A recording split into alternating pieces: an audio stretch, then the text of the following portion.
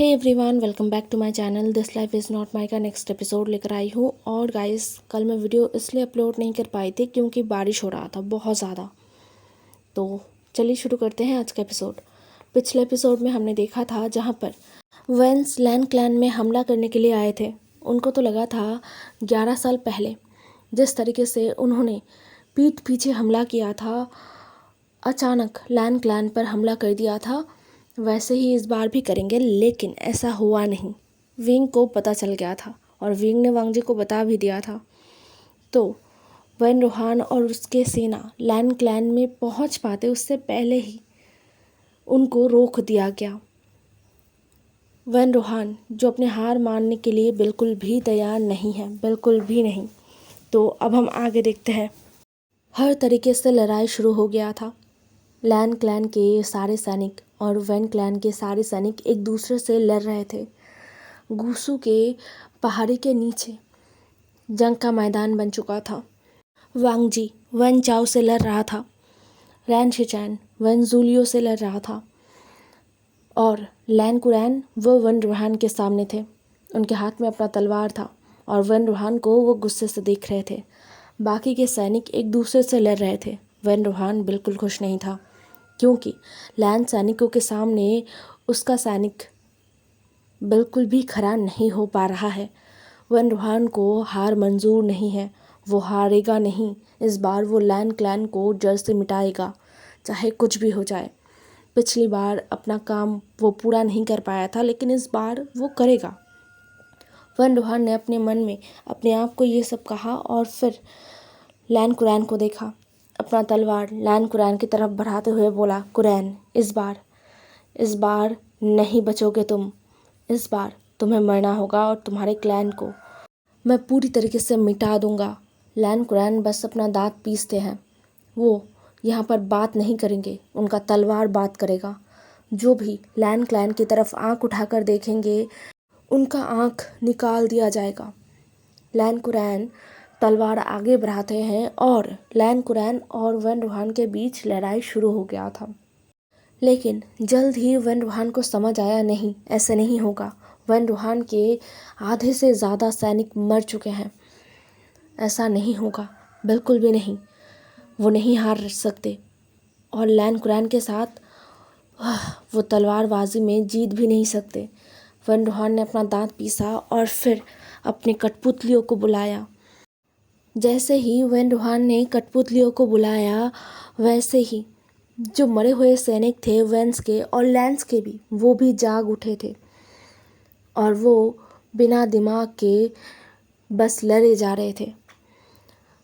जो जिंदा लैन सैनिक थे, मतलब जो लड़ रहे थे लैंस के लिए, जो लैन डिसिपल्स थे या फिर वांग जी, लैन शिचैन और लैन कुरैन, इन्हें समझ आ गया कि कठपुतलियों से ऐसे नहीं लड़ा जा सकता। ये पहले से ही जिंदा नहीं है तो इन्हें मारकर कोई फ़ायदा नहीं है। तलवार लगते ही ये गिर जाते हैं और फिर दोबारा उठकर हमला करते हैं। लेकिन कोई चारा नहीं, उन्हें लड़ना ही होगा। लेकिन कब तक? काफ़ी देर बाद लैन सैनिक अपना हौसला खो रहे हैं, बुरी तरीके से वो अपना हौसला खो रहे हैं क्योंकि ये कठपुतलियाँ मर नहीं रहे और ना ही थक रहे हैं। लेकिन लैन सैनिक वो तो ज़िंदा इंसान है और वो थक रहे हैं। अब हमें वांग जी को दिखाया जाता है जिसका तलवार बस चले जा रहा था बिना रुके। सामने जो भी आ रहा था वो वांग जी के वार से बच नहीं पा रहा था और वेन चाओ वो भाग रहा था। वो अपना जान बचाने के लिए भाग रहा था यहाँ से वहाँ। लेकिन वांग जी वो वेन चाओ को छोड़ेगा नहीं, बिल्कुल नहीं। वेन चाओ वो इंसान है जिसकी वजह से उसके भाई 11 सालों से एक जगह बैठे रहे, जिसकी वजह से उसके भाई का ज़िंदगी इतना बदतर बन गया था। तो वांग जी वन चाओ को नहीं छोड़ेगा। वन चाओ जो चिल्ला रहा था उसका और राजकुमार लान वांग जी का कोई तुलना नहीं है। वन चाओ को ये बात पता है, लेकिन फिर भी वो घमंड नहीं छोड़ सकता और अभी उसे महसूस हो रहा है कि उसके घमंड ने उसे कहाँ पर खड़ा कर दिया है। अब वो कैसे बचेगा? उसे बचाओ, वन चाओ ने अपने मन में सोचा ये और फिर चिल्लाते हुए कहा, मुझे मुझे बचाओ, तुम सब यहाँ आओ, मुझे बचाओ। वन चाओ अपने लोगों को बुला रहा था अपने पास, लेकिन ज़्यादा लोग जा नहीं रहे थे। वांगजी का वो भयानक रूप देखकर ज़्यादा लोग वन चाओ के पास जा नहीं रहे थे। वन चाओ से दूर रहेंगे तो शायद जिंदा बच जाएंगे, लेकिन वन चाओ वो तो ये नहीं समझ रहा था ना, वो अपने आसपास जितने भी वन सैनिक है या फिर कठपुतलियाँ है उन्हें अपने आगे कर रहा था और वांगजी की तरफ उन्हें धकेल रहा था। लेकिन ज़्यादा देर नहीं, बहुत हो गया है पकड़म पकड़ाई। वांगजी ने वन चाओ के गले को पकड़ लिया था। वन चाओ जिसका तलवार नीचे गिर गया था और उसके हाथ में बहुत ज़्यादा चोट लग गया था, इतना कि वो अपने तलवार को पकड़ भी नहीं पाएगा। लेकिन वांगजी यहीं पर नहीं रुका, उसने अपने तलवार को चला दिया और वन चाओ जो अपने आखिरी चीख को इतने ज़ोर से चिल्लाता है कि पूरे आसपास का जो इलाका है सब सन्नाटे में डूब जाता है। जो लोग भी लड़ रहे थे ना वो रुक गए थे। वन रोहान जो चिल्ला रहा था उसने कहा नहीं। वन रोहान ने अपनी आंखों के सामने अपने बड़े बेटे को गिरते हुए देखा, उसके बेजान शरीर को देखा और वांगजी के तलवार से गिरते हुए अपने बड़े बेटे के खून को देखा, जिसे देखने के बाद वन रोहान की आंखों में खून उतर गया। वन रोहान गुस्से से कांप रहे थे। नहीं नहीं नहीं, ऐसा नहीं होना चाहिए था, ऐसा बिल्कुल नहीं होना चाहिए था। ये सब उन्होंने नहीं सोचा था, लेकिन अब उन्हें बदला चाहिए, सिर्फ और सिर्फ बदला। वन रोहान ने अपने डार्क कल्टीवेशन को इस्तेमाल करके पूरे ज़ोर से लैन कुरैन के ऊपर हमला कर दिया। लैन कुरैन वो कमज़ोर इंसान नहीं है, चाहे वन रोहान लैन कुरैन के सामने डार्क कल्टीवेशन ही क्यों ना करे। पूरे कल्टीवेशन वर्ल्ड में अभी जितने भी लोग जिंदा हैं उनमें से सबसे ताकतवर कल्टीवेटर अगर कोई है तो वो लैन कुरैन है। लेकिन उनके लिए भी ये लड़ाई आसान नहीं है, क्योंकि सामने वाला इंसान डार्क कल्टीवेशन इस्तेमाल कर रहा है जो फॉरबिडन है, और लैन कुरैन ने कभी भी डार्क कल्टीवेशन को पढ़ा नहीं है। तो वन रोहान कब क्या कर दे लैन कुरैन को नहीं पता है, इसलिए वो सतर्क है, बहुत ज़्यादा सतर्क। ऐसा नहीं है कि वो मरने से डरते हैं, लेकिन वन रोहान के हाथों से कभी नहीं, कभी भी नहीं। एक तरफ जहाँ पर लैन क्लैन के बाहरी इलाका शमशान में बदल रहा था, दूसरी तरफ विंग जो अपने डार्क कल्टीवेशन में बैठा हुआ था, उसे महसूस हो रहा था कि क्या चल रहा है क्लैन के बाहर। और ये सब कुछ विंग को वो दिन याद दिला रहा था जिस दिन वो अपने ज़िंदगी का सबसे बुरा दिन मानता है, अपने दुनिया में जिस दिन वो खुद अपने आप को गुनहगार समझकर, हारा हुआ समझकर अपना जान ले लिया था। ये सब कुछ विंग को याद आ रहा है। युद्ध, ये एक चीज़ विंग को पसंद नहीं है, लेकिन विंग को पता है इस दुनिया में युद्ध के बिना कुछ भी नहीं है। चाहे खून खराबी ना हो, इंसानी ज़िंदगी में आपको लड़ना ही पड़ेगा। कभी आपको दूसरों से लड़ना पड़ेगा तो कभी अपने आप से। कभी आपको लड़कर अपना जगह हासिल करना होगा तो कभी अपने जगह को बनाए रखने के लिए आपको लड़ना होगा। और जो विंग के जैसा सोच लेकर एक खुशहाल ज़िंदगी, बस अपने लोगों को लेकर खुश रहने का सपना देखेंगे बिना लड़ाई झगड़े के, वो आखिर में मारे जाएंगे, उन्हें नोच खाया जाएगा। ये इस दुनिया का नियम है, यहाँ पर ताकत बोलता है। ये सब सोचते हुए विंग ने अपनी मुट्ठियों को कस लिया था। तभी उसने महसूस किया कोई आ रहा है। और ये कौन है? ये विंग को ज़्यादा वक्त नहीं लगा पता लगाने में। ये मेंग्याओ है। विंग ने अपनी आँखों को सिकोड़ लिया और उसके आँखों में ना गुस्सा भी आ गया। मेंग्याओ जिंगशी की तरफ आ रहा है। विंग अपने जगह से उठा और बच्चों को देखा जो सो रहे हैं। अभी भी बाहर बहुत ज़्यादा बर्फ़बारी हो रहा है।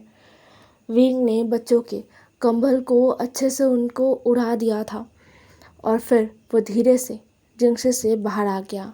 जैसे ही विंग जंगशी से बाहर आया वैसे ही विंग ने जंगशी पर बैरियर और ज़्यादा मजबूत कर दिया और वो आगे की तरफ बढ़ गया। विंग चल रहा था धीरे धीरे। उसके चलने में कोई डर नहीं था, कोई संकोच नहीं था। वो शांति से समय लेकर धीरे धीरे आगे बढ़ रहा था। अब हमें मिंग-याओ को दिखाया जाता है जो जंगशी की तरफ आ रहा था। उसके हाथ में उसका तलवार था, उसके आंखों में शैतानी मुस्कुराहट था और वो आगे बढ़ रहा था। लेकिन उसे ज़्यादा दूर जाना नहीं पड़ा। जिसके लिए वो जंगशी जा रहा था वही उसके सामने खड़ा है, जिसे देखकर मिंग-याओ एक पल के लिए हैरान हुआ, लेकिन दूसरे ही पल उसने अपने तलवार को कसकर पकड़ लिया और मुस्कुराते हुए कहा, देखो तो ये कौन है? Young master wing. आप? मैं तो आपके पास ही जाने वाला था। बहुत अच्छा हो गया कि आप मुझे यहीं मिल गए। अब आपको मरना होगा।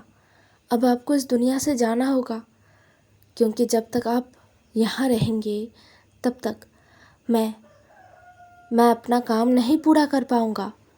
चलो विंग, अब तुम अपने उस प्यारे लवर के साथ मिल सकते हो। तुम अपने लवर के साथ बात कर सकते हो और तुम उसके साथ हमेशा खुश रह सकते हो। मेरे पास आओ, मैं तुम्हें मुक्ति दूंगा। विंग मिंग-याओ के पागलों भरी बातों को सुनता है और उसे गुस्सा आता है, लेकिन वो गुस्सा नहीं दिखाता है, बल्कि विंग मुस्कुराता है और कहता है, अरे राजकुमार मिंग-याओ। नहीं, मैं तो आपको राजकुमार मिंग-याओ भी नहीं कह सकता, क्योंकि आपको तो आपके पिता ने कभी राजकुमार बनाया ही नहीं।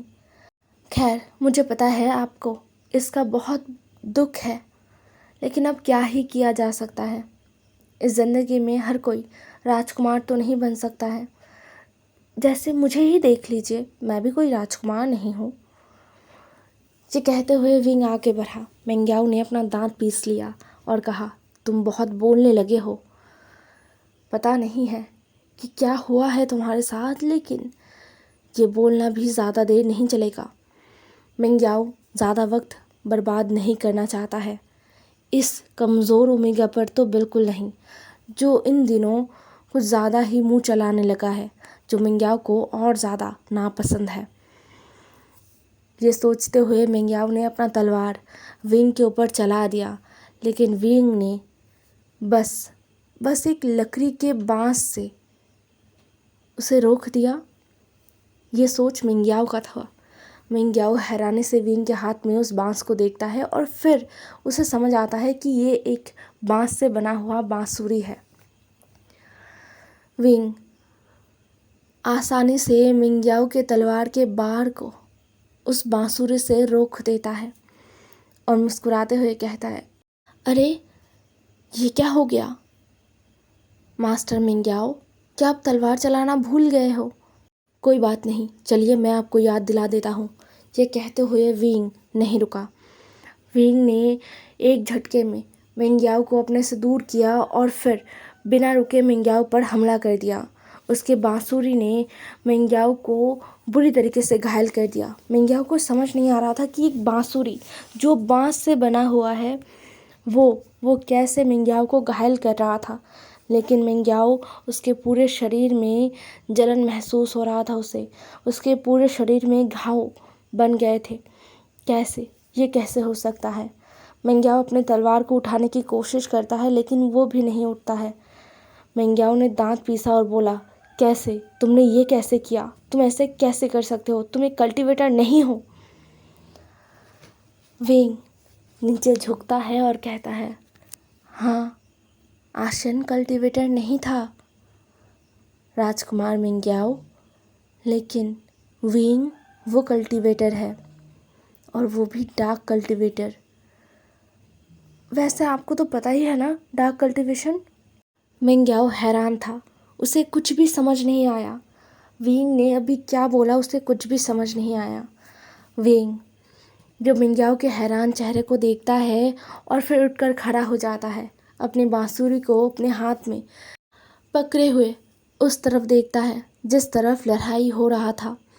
हालांकि यहाँ से बहुत दूर है, यहाँ से तो सुनाई भी नहीं दे रहा है कि नीचे इंसान मर रहे हैं, चिल्ला रहे हैं, लड़ रहे हैं, जान की बाजी लगा रहे हैं। यहाँ से कुछ भी समझ नहीं आएगा, लेकिन विंग समझ पा रहा है, महसूस कर पा रहा है। और वेन रुहान जो डार्क कल्टिवेशन इस्तेमाल कर रहा है उसे भी विंग महसूस कर पा रहा है। विंग ने अपने बांसुरी को अपने हाथ में घुमाते हुए कुछ सोचा और फिर वहीं पर मिंग्याओ के सामने खड़े होकर अपनी बांसुरी को बजाने लगा। मिंग्याओ जो अब तक कुछ समझ नहीं पा रहा था, लेकिन जब उसने विंग को बांसुरी बजाते हुए सुना, ये धुन सुना, तब मिंग्याओ बस हैरानी से विंग को देखता रहा। मिंग्याओ इस धुन को पहचानता है, ये तो उस शिकार प्रतियोगिता के दिन, मतलब उस दिन विंग उसने ही वो सब किया था। ये डार्क कल्टिवेशन है। हाँ, मिंग्याओ महसूस कर पा रहा है। शिकार प्रतियोगिता के दिन वो महसूस नहीं कर पाया था क्योंकि ये बहुत दूर से उसने सुना था, लेकिन अभी एकदम उसके सामने जब विंग डार्क कल्टिवेशन कर रहा है तो मिंग्याओ महसूस कर पा रहा है। कोई भी कल्टिवेटर इसे महसूस कर पाएगा। तो मिंग्याओ बस विंग को देख रहा है। नहीं, ऐसा नहीं हो सकता। ये ओमेगा ये कल्टिवेट ही नहीं कर पाएगा, तो ये डार्क कल्टिवेशन कैसे कर रहा है?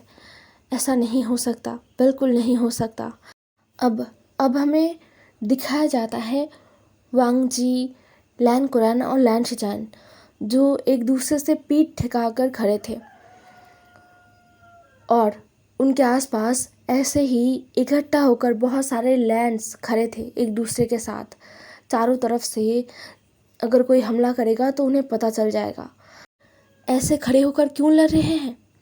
वो इसलिए क्योंकि यहाँ पर जो कठपुतलियाँ है वो बहुत बहुत ज़्यादा शक्तिशाली तो नहीं है, लेकिन बहुत ज़्यादा संख्या में है और भी बढ़ रहे हैं। जितने लोग मर रहे हैं वो कठपुतलियाँ बन रहे हैं, तो वो उनका संख्या बढ़ रहा है।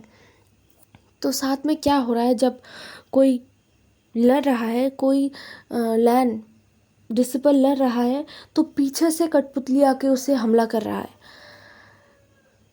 इसीलिए इस तरीके से वो इकट्ठा हुए हैं जिससे कोई कठपुतली पीछे से हमला ना करे। वेन रुहान जो हाँफ रहा था, उसका एक हाथ कट चुका था, लेकिन वो अभी भी हार मानने के लिए तैयार नहीं था। उसके सैनिक लगभग सारे अब जिंदा नहीं थे, लेकिन फिर भी उसके कठपुतलियाँ वो तो है ना, वो नहीं मरेंगे। और लैन क्लैन ज़्यादा देर तक अब खड़ा नहीं रह सकता। वांग जी जिसके कपड़ों में खून लगा हुआ है, हाँ उसे चोट नहीं लगा है, लेकिन लैन शिचान को थोड़ा चोट लग गया है और लैन कुरैन को भी चोट लगा है, क्योंकि लैन कुरैन वेन रुहान से लड़ रहे थे। इसलिए वांग जी ने अपने अंकल को बोला, अंकल आगे मैं जाऊंगा। लैन कुरैन कहते हैं, नहीं, तुम दोनों इस क्लैन के भविष्य हो, तो आगे मुझे जाने दो। लैन कुरैन के बात को सुनकर लैन शिचान तुरंत कहते हैं, नहीं, बिल्कुल नहीं अंकल, आप आगे नहीं जाएंगे। अगर किसी को आगे जाना है तो मैं जाऊंगा। आगे वेन रुहान खड़ा था और वेन रुहान के साथ लड़ने के लिए तीनों लैन आपस में ही बहस कर रहे थे। वेन रुहान जो हाँफ रहा था, हाँ वो थक गया है बहुत ज़्यादा। इतने सारे कठपुतलियों को चलाना बहुत मुश्किल है, बहुत सारा ऊर्जा उनका ख़त्म हो रहा था, लेकिन फिर भी वो हार नहीं मानेंगे और लैंस को भी मिट्टी में मिला देंगे। ये सोचते हुए वेन रुहान चिल्लाते हुए कहते हैं, क्या कुरैन डर गए? हाँ, अरे मेरा तो बस अभी एक हाथ ही कटा है, लेकिन मेरा पूरा शरीर सही सलामत है। अभी भी बहुत कुछ बाकी है कुरैन, आगे आओ और लड़ो। ऐसे बुज़दिलों की तरह पीछे कैसे हो गए तुम? क्या लैन क्लैन लीडर ऐसा बुज़दिल है? लैन कुरैन को ये सब कुछ बिल्कुल पसंद नहीं आया। उन्हें बहुत गुस्सा आया और वो बस आगे निकल पड़े। वांग जी और लैन शिचान अपने अंकल के पीछे पीछे चले गए। हालांकि उनका चलना भी मुश्किल हो रहा था, क्योंकि बहुत सारे कठपुतलियाँ हैं, उनसे छुटकारा पाना मुश्किल है, नामुमकिन है। और ये कठपुतलियाँ ये ख़त्म होने का नाम नहीं ले रहे हैं। सारे लैंस और यहाँ तक कि लैन कुरैन और लैन शिचान और वांगजी भी परेशान थे जब कठपुतलियों को लेकर। तभी एक धुन सबको सुनाई दिया और कठपुतलियाँ अपनी अपनी जगह पर रुक गए। सबको हैरान कर देते हुए कठपुतलियाँ एक जगह पर ही रुक गया था। वन रूहान जो इसके लिए तैयार नहीं था, वन रूहान ने चिल्लाते हुए कहा, क्या क्या हो रहा है ये सब कुछ? नहीं, ऐसा नहीं हो सकता, बिल्कुल नहीं हो सकता। मेरे कठपुतलियाँ ये ऐसे जैसे ठहर कैसे गए, ये मूर्ति कैसे बन गए? हाँ, सारे कठपुतलियाँ मूर्तियों जैसे बन रहे थे और ये एक अच्छा मौका है, बहुत अच्छा मौका, लैंस के लिए बहुत ज़्यादा अच्छा मौका। लैंस आगे बढ़े और उन कठपुतलियों को एक एक करके गिराने लगे। लैन कुरैन अपने नेफ्यू को लेकर वन रूहान और उसके इकलौता बचा हुआ बेटा वन ज़ोलियो उसके सामने खड़े हो गए। वन ज़ोलियो जो पहले ही हार मान चुका था, लेकिन अब अपनी ज़िंदगी का भीख मांगना ही बाकी था, लेकिन फिर भी अपने बाप के सामने मतलब वन रूहान के सामने वो ऐसा नहीं कर पा रहा था। अब यहाँ से हमें फिर से मिंगयाओ को दिखाया जाता है जो चिल्लाता है और कहता है, नहीं नहीं नहीं, ऐसा नहीं हो सकता। तुम जैसे एक ओमेगा को डार्क कल्टीवेशन कैसे पता हो सकता है? तुम डार्क कल्टीवेशन कैसे कर सकते हो? और वो भी मुझसे ज़्यादा अच्छे तरीके से और शक्तिशाली डार्क कल्टीवेशन। तुम ऐसा नहीं कर सकते, ऐसा नहीं हो सकता। विंग जो अपने बांसुरी को रोक देता है, उसका काम ख़त्म हुआ और फिर वो नीचे झुकते हुए सीधा मिंगयाओ के बालों को पकड़ लेता है और कहता है, तुम्हें क्या लगता है? तुम चालाक हो और इतना ज़्यादा शक्तिशाली हो कि तुम कुछ भी कर सकते हो और किसी को पता नहीं चलेगा और कोई तुम्हारा कुछ बिगाड़ नहीं पाएगा। तुम बेवकूफ़ हो, बहुत बड़े बेवकूफ़। मिंगयाओ जो अपना दांत पीसकर दर्द को सहने की कोशिश कर रहा था, उसके आंखों में आंसू था। मिंगयाओ को ऐसे देखकर विंग को आशन का याद आया, जब मिंगयाओ उसे इस तरीके से दुख देता था, इस तरीके से दर्द देता था। वो सब कुछ याद आते हुए विंग का पकड़ और ज़्यादा मजबूत हो गया था। विंग उठता है और मिंगयाओ के बालों को खींचते हुए उसे घसीटता है।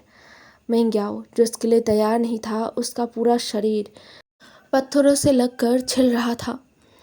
उसके साथ मिंगयाओ का चिल्लाना चीखना वो दूर दूर तक गूंज रहा था। नहीं, विंग मिंगयाओ को रोकने की कोशिश नहीं कर रहा था और ना ही उसके अंदर डर था कि किसी को पता चल जाएगा, पता चले सबको। बहुत दूर तक खींचते हुए लेकर आने के बाद विंग मिंगयाओ को एकदम एंचेस्टर हॉल की तरफ लेकर आ गया था। वहाँ पर लाने के बाद विंग मिंगयाओ को धकेल देता है और मिंगयाओ अपने मुंह के बल गिरता है। फिर विंग मिंगयाओ के सामने आता है और कहता है, तुम्हारा सारा का सारा गुनाह तुम कबूल करोगे, तुम सब कुछ मान लोगे, तुमने जो कुछ भी किया है। मिंगयाओ ने फिर से हार ना मानते हुए कहा, बिल्कुल नहीं। तुम्हें क्या लगता है तुमने जो किया है उसका सज़ा क्या होगा? तुमने मुझे हाथ लगाने की कोशिश किया है, तुम्हें मैं नहीं छोड़ूंगा। मिंगयाओ जो अभी भी हार मानने के लिए तैयार नहीं था, लेकिन वो अब अपना समय मिंगयाओ के ऊपर बर्बाद नहीं करना चाहता है। इसलिए विंग ने एक तालिस्मान मिंगयाओ के ऊपर लगा दिया। मिंगयाओ जो तैयार नहीं था इसके लिए, उसका पूरा शरीर आग की तरह जलने लग गया था। उसे अपने दिल के अंदर जो जलना महसूस हुआ ना, वो बयां नहीं कर सकता। उसके अंदर कुछ जल रहा है। ये क्या हो रहा है उसके साथ? उसे बहुत ज़्यादा कमज़ोरी महसूस हो रहा है। ऐसा क्यों हो रहा है उसके साथ? क्या हो रहा है? मिंगयाओ ने विंग की तरफ देखा और कहा, तुमने क्या किया है मेरे साथ? क्या किया है तुमने मेरे साथ? विंग मिंगयाओ को तरपते हुए देखता है और शांति से कहता है, ज़्यादा कुछ नहीं, बस तुम्हारे गोल्डन कोर को जला रहा हूँ मैं। इससे बस तुम्हें जलन महसूस होगा, बहुत ज़्यादा जलन, लेकिन उससे ज़्यादा कुछ नहीं होगा। तुम सहन कर सकते हो। जलन तो बस शुरुआत है अभी। इसके आगे आगे देखो क्या होता है। ये कहते हुए विंग जो बैठ गया था मिंग्याओ के सामने। धीरे धीरे समय बीत रहा था और धीरे धीरे आसमान में रोशनी आ रहा था। सूरज अभी भी नहीं उगा था। हालांकि मौसम जिस तरीके का है वहाँ पर सूरज उगना नामुमकिन है, लेकिन फिर भी विंग महसूस कर रहा था कि चारों तरफ रोशनी हो रहा है, सुबह होने वाला है। और मिंग्याओ वो रोते बिलखते चीखते चिल्लाते रोए जा रहा था। उसका कोर जो नष्ट हो रहा था विंग महसूस कर पा रहा था। तभी विंग दूर से महसूस करता है कि सारे लैंस वापस आ रहे हैं। सारे नहीं, कुछ अब कभी वापस नहीं आएंगे। लेकिन ज़्यादा लोग घायल ही हुए हैं। अपना जान गंवाने वाले लोग बहुत कम हैं, लेकिन गंवाया तो है ना। विंग अपनी जगह पर बैठा रहा, वो उठा नहीं। दूसरी तरफ सारे लैंस लान वांगजी और लैन कुरैन और शिचान के साथ आ रहे थे। वो जीत गए हैं, वंश भाग गए हैं। हालांकि उनके पास और कुछ बचा नहीं है। वन सैनिक बिल्कुल भी नहीं बचे। सिर्फ और सिर्फ वन रूहान ही भाग पाया है, वो भी सिर्फ अपने दोनों पैरों को लेकर, क्योंकि वन रूहान के दोनों हाथों को काट दिया गया है। और अंकल लैन कुरैन ने अपने ऊर्जा का इस्तेमाल करके वन रूहान के कोर को नष्ट कर दिया है। वन रूहान के गोल्डन कोर को नष्ट कर दिया है। हालांकि इस काम में लैन कुरैन बहुत बुरी तरीके से घायल हो गए हैं। तो अभी दोनों भाई लैन शिचान और लैन वांगजी अपने अंकल को पकड़ कर लेकर आ रहे हैं। जब सब एंचेस्टर हॉल पहुँचे तब वहाँ का नज़ारा देखकर सभी हैरान हो गए। किसी को समझ नहीं आ रहा था कि चल क्या रहा है। लेकिन शिचान वो समझ गया था। शिचान जो कोई कुछ कहता उससे पहले ही आगे आया और कहा मिंग्याओ। शिचान ने जैसे ही मिंग्याओ का नाम लिया ना, मिंग्याओ जो अब तक तड़प रहा था उसने तुरंत शिचान की तरफ देखा, उठने की कोशिश किया और बोला, शिचान बचाओ मुझे, बचाओ, मुझसे गलती हो गया है, मुझे बचा लो, मैं तुम्हारा ओमेगा हूँ शिचान, मुझे बचा लो, इस बार के लिए मुझे बचा लो। सब हैरानी से मिंग्याओ को देख रहे थे। कौन सा गलती, कैसा गलती? मिंग्याओ, राजकुमार मिंग्याओ वो क्या कह रहे हैं? किसी को समझ नहीं आ रहा था। लेकिन मिंग्याओ वो इतने दर्द में था कि अभी उसे किसी और चीज़ का परवाह ही नहीं था। मतलब किसी और चीज़ का परवाह नहीं है, उसे बस ज़िंदा रहना है। उसका जान उसके लिए बहुत प्यारा है। इसलिए मिंग्याओ घसीटते हुए अपने आप को लैन कुरैन के सामने लेकर गया और लैन कुरैन के पाँव को पकड़ते हुए कहा, मुझे माफ़ कर दीजिए, मुझे माफ़ कर दीजिए, मैंने बहुत बुरा काम किया है, मुझे माफ़ कर दीजिए। मैंने ही वंश को लैन क्लैन में लाया था, मैं ही उन्हें लेकर आया था, मुझे माफ़ कीजिए। मैं बस मुझे बस जीने का एक मौका दीजिए, मुझे जीना है, मेरा कोड वो ख़त्म हो रहा है, मुझे माफ़ कीजिए। लैन कुरैन जो हैरान थे, वो हैरान थे। उन्होंने मिंग्याओ पर अंधा भरोसा किया था। जब से मिंग्याओ इस क्लैन में आया है तब से उन्होंने मिंग्याओ पर अंधा भरोसा किया था। मिंग्याओ इस क्लैन में आया है लगभग 7 साल हो गया है और अब उन्हें पता चल रहा है कि जिस पर उन्होंने अंधा भरोसा किया था वो गद्दार है। उन्होंने ही उनके पीठ पीछे छुरा घोंपा है। लैन कुरैन को बहुत बहुत ज़्यादा पेन और महसूस होने लग गया था।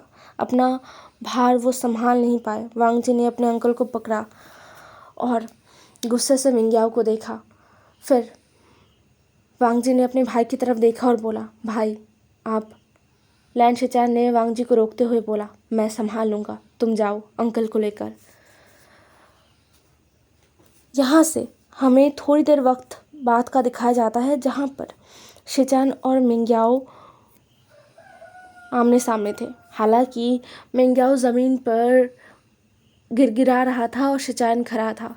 शिचान ने अपनी तलवार को मिंग्याओ के गले पर पकड़ा और कहा, मैंने तुम्हें माफ़ किया मिंग्याओ, बहुत बार मैंने तुम्हें माफ़ किया था जब तुमने मेरे साथ गलत किया, जब तुम मुझे हर दिन मारने का कोशिश कर रहे थे, मैंने तब भी तुम्हें माफ़ किया। लेकिन मैंने तुम्हें बार बार ये बात समझाया था कि मेरे क्लैन के ऊपर या फिर मेरे अपनों के ऊपर तुम हाथ नहीं डालोगे, अपना गंदी नज़र तुम उनके ऊपर नहीं डालोगे, उनका बुरा करने के बारे में नहीं सोचोगे। लेकिन तुम मेरी बातों को नहीं माने। इस बार कोई रहम नहीं, कोई रहम नहीं है। शैतान ने ये कहा और सीधा मिंग्याओ के गले पर तलवार चला दिया। विंग इसके लिए तैयार नहीं था। अगर मिंग्याओ को मारना होता तो विंग काफ़ी पहले मार चुका होता, लेकिन कहीं ना कहीं उसे लगा कि मिंग्याओ को विंग सज़ा दे सकता है। विंग ने मिंग्याओ को दर्द दिया, बहुत बहुत दर्द, जो एक इंसान सहन भी नहीं कर सकता उतना दर्द, और एक गोल्डन कोर। विंग को पता है गोल्डन कोर खोने में कितना दर्द होता है। विंग ने वो दर्द भी मिंग्याओ को दिया, वो भी उसे बढ़ा कर। लेकिन फिर भी विंग ने मिंग्याओ को नहीं मारा था, क्योंकि विंग को लगा कि मिंग्याओ के बारे में जो फैसला लेना है वो बस लैन शिचान ही ले सकते हैं। लेकिन अभी लैन शिचान के फैसले को और मिंग्याओ के बेजान शरीर को देखकर विंग को महसूस हुआ कि बस यहीं तक था मिंग्याओ का सफ़र। विंग ने तो सोचा था कि लैन शिचान मिंग्याओ को पूरी तरीके से सज़ा देंगे और लैन क्लैन से निकाल देंगे, या फिर लैन क्लैन पर कहीं पर बंदी बना कर रखेंगे। लेकिन ऐसा नहीं था। विंग अपने आँखों को बंद कर लेता है, लेकिन अभी सबसे ज़रूरी है लैन कुरैन। विंग तुरंत अपनी जगह से उठा और वहाँ से चला गया। उसे पता है अभी लैन शिचान को कुछ कहना बेकार है, उन्हें वैसे ही छोड़ना सबसे समझदारी है। लैन शिचान को खुद को जूझना पड़ेगा, क्योंकि विंग ने लैन शिचान के आँखों में मिंग्याओ के लिए प्यार देखा है। अपने प्यार करने वाले इंसान को अपने हाथों से मारना।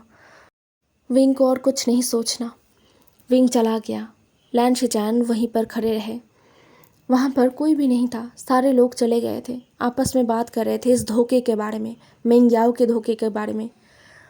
लैन शिचान अपने एक हाथ से अपना दिल पकड़ लेते हैं, अपने दिल के ऊपर वो हाथ रखते हैं और मजबूती से वहाँ पर दबाते हैं। उन्हें दर्द हो रहा है, लेकिन क्यों? उन्हें तो नहीं दर्द होना चाहिए। बिल्कुल, उनका दर्द होना भी गुनाह है। मिंग्याओ जैसे एक इंसान के लिए उनका दिल दुखना, ये भी एक गुनाह है। हे एवरीवन, आज का एपिसोड यहीं पर ख़त्म होता है। नेक्स्ट एपिसोड में बहुत कुछ नया देखने को मिलेगा हमें। तो हाँ, नेक्स्ट एपिसोड में मिलते हैं। चलिए, बाय बाय।